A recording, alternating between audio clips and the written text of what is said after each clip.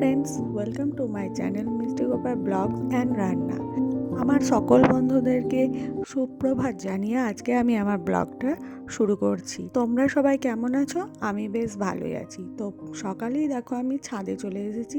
তো এই ছাদে আমার ফুল গাছের টবগুলোতে আমি সকাল সকাল জল দিয়ে দিই। তারপরে এখান থেকে আমি পুজোর জন্য ফুল নিয়ে যাই। নিচেও কিছু ফুল গাছ আছে, সেখান থেকেও নিই। তো আমার এই ছাদে সকালবেলায় না এলে মনে হয় যে সকালটা আমার ভালো কাটলো না।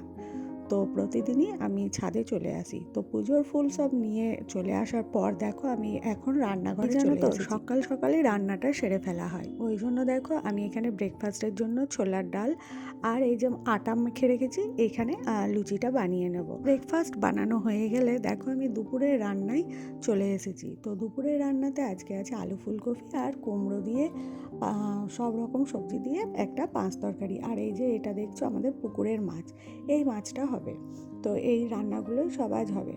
তো রান্নাগুলো কমপ্লিট হয়ে যাওয়ার পর আমি দেখো একবার সব ঘর দোরগুলো একবার ঝাড় দিয়ে নিচ্ছি। আমার রান্নাগুলো প্রায় 11টা হতে হতে কমপ্লিট হয়ে যায়। তারপরে দেখো আমি যেহেতু টেলারের কাজ করি, সেই জন্য আমার আরও কিছু কাজ বাকি থাকে, সেলাই কাটিং এসবগুলো। সেই জন্য আমি সকাল সকাল রান্নাগুলো কমপ্লিট করে ফেলি। আর এর মধ্যে মেয়েও স্কুলে চলে যায়। তারপরে আমি ঘরের সব কাজ সামলে এই যে দেখছো এতগুলো কাপড় এখনও তৈরি করতে বাকি আছে, ব্লাউজ পিস।